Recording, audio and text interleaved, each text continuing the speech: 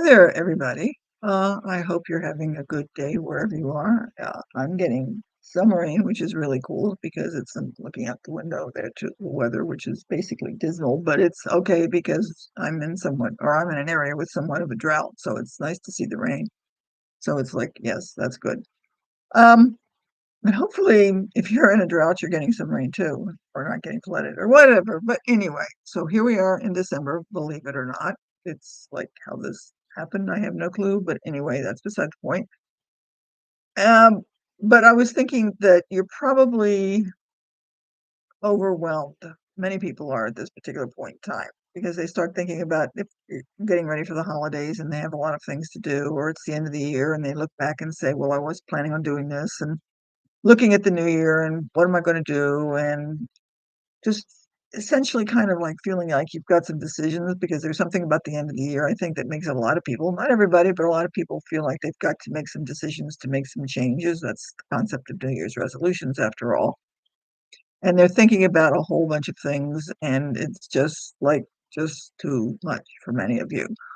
Especially, you might have children tossed in and you just feel like, but with the quote today, I want to, in a sense, give you the idea that, yes, I know you feel like you have options. You also want to have a little bit more certainty, but it's not necessarily what the problem is. So let's take a look about it. Look about it. Let's think about it. You're partially overwhelmed because you care about what happens. Think about it. If you didn't care, you wouldn't be overwhelmed, now would you? So there's something about what's going on that you're caring about, whether you want the holidays to be perfect, whether you want to give your children memories, whether you want to make a great decision or whatever, you somehow care about the outcome. And that's where the overwhelm somewhat comes in. Because really, seriously, think about it. Would you really be overwhelmed if you didn't care about the outcome? Probably not. Okay? So let's keep that in mind as I go through this particular quote from Martin Luther King. Just take the first step. You don't have to see the whole staircase. Just take the first step. Just take the first step. You don't have to see the whole staircase. Just take the first step. Now, you're going to say, well, gee, I don't know what the first step is. What would I do if I don't know what to do? But think about what's going on. What you're thinking about is that you're scared of making the wrong decision. The other part to it is you're kind of looking at the bottom of that staircase and looking up and just sort of like wishing it was an elevator and you could just go automatically to the top and everything would be done and you wouldn't have to make any more decisions. Well, first of all, it doesn't work that way. And you know that. And that's probably part of the overwhelm. But in a sense, you're wanting a vision of what's going to happen, and you don't see that vision. You can't really see the top of the staircase. You can't see the outcome of everything you're trying to do.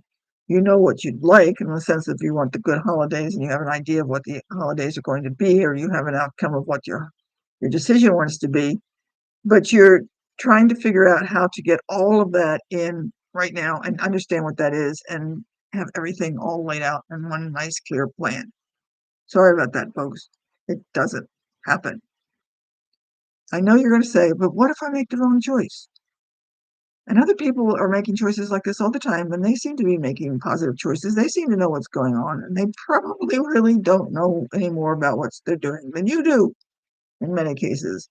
I mean, if you talk to a few people about your overwhelm and they said, yeah, me too, I agree.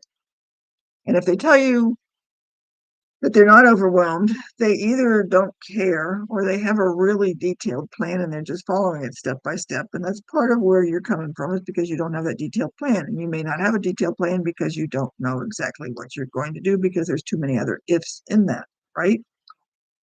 So you're kind of like scared that you're going to make the wrong decision, and you're kind of hoping that somehow you'll just have the whole plan right in there. But the thing about it is if you think about it, let's talk about it being a staircase. Again, you're looking at the whole staircase as being one major decision. You're not looking at it as a series of steps. Okay? You're sort of kind of wanting to be able to take one step and being from the bottom and all the way to the top, and it's gone and it's done, and you know what's going to happen, and everything's laid out. Life's just not that way. I think you've probably found that out, okay? You're stuck because you're trying to figure out and knowing how to do everything all at once and wanting to know too much, or that you're asking too much, or you're committing to too much, or what if I make the wrong mistake, or some such thing along that line. This is not a 5-year plan, folks. Things are going to go wrong. I mean, let's say you're planning for the holidays. You know things are going to go wrong. Something's going to happen. You're going to go to the store and the product's not going to be there, or somebody's going to get sick, or something's going to happen, or the coffee pot's stuck. I remember there was one year, I don't know, 20 years ago, when it was Thanksgiving, but it could have been just as easy to be Christmas. And my brother and his wife got up, all ready to have Thanksgiving, and then their oven didn't work. It just died. It worked fine the day before, didn't work on Thanksgiving. You can have everything laid out, but something is going to happen, and you know that. And that's part of the problem of why you're feeling somewhat overwhelmed, because you keep thinking of all of those things. But just remember, what you're doing is you're just, in a sense, taking those individual steps, one step at a time, and you're dealing with those things as they get presented, and you're just dealing with those things as they get presented. I repeated myself, and I did that deliberately. So what you're talking about is not commitment. Just because you take that first step up that staircase doesn't necessarily mean that once you get on it, you're going to have to be on the staircase for the rest of your life. You could actually get off, It could conceivably be somewhat of a staircase landing someplace, and you could turn around and come back, or maybe take a different direction, or do something else. So what you're looking at, in a sense, is, well, let's try a couple of things on here. You're looking at maybe perhaps making a change in your job, okay? Or maybe you're thinking about returning to school. Being the teacher that I am, I'd bring that up, of course.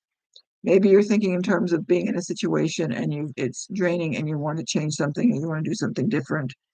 Or you're trying to think in terms of, gee, I'm bored or something, and you want to make some changes.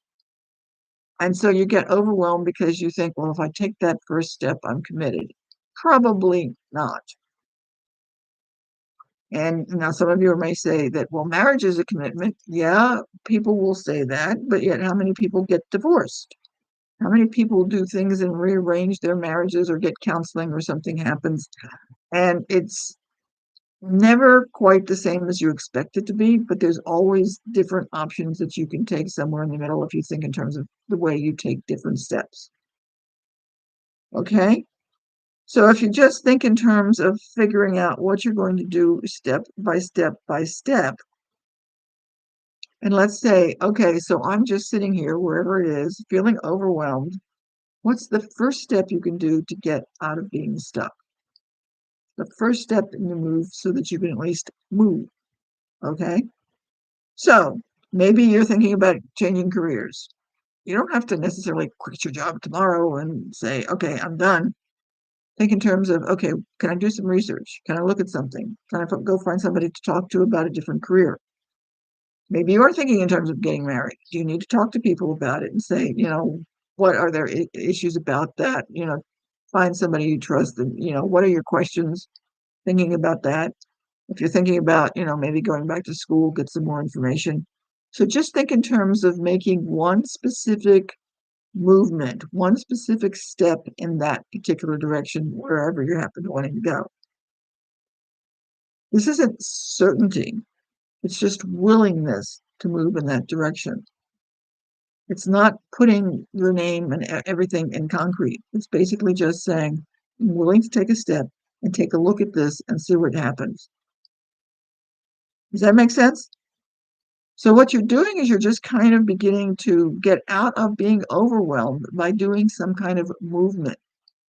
You're just getting in a different position. You're doing some research. You're looking at something. You're finding the information to keep you from being overwhelmed. So if you just look at that staircase and just take it one step at a time, get a little bit more information, talk to somebody else, You may be spending the next 30 days getting information, but it's still going to be further along at the end of 30 days than you are right now, where you're sitting there sort of more or less in the middle of a puddle of protoplasm saying, I can't do anything. Does that make sense? Taking that movement.